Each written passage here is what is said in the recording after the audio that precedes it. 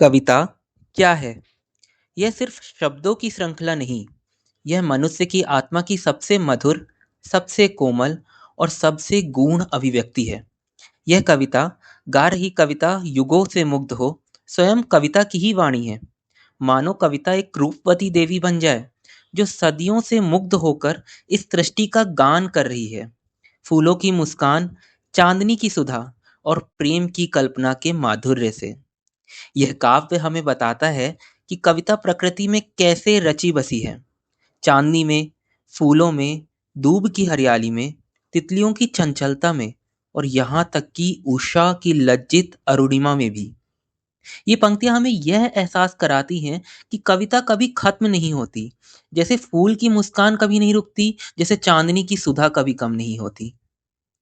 आइए इस कविता के माध्यम से उस शाश्वत चिरंतन कविता परी की झलक देखें, जो हमारी प्रकृति में हर ओर बसी हुई, हमारे भीतर भी चुपचाप गा रही है।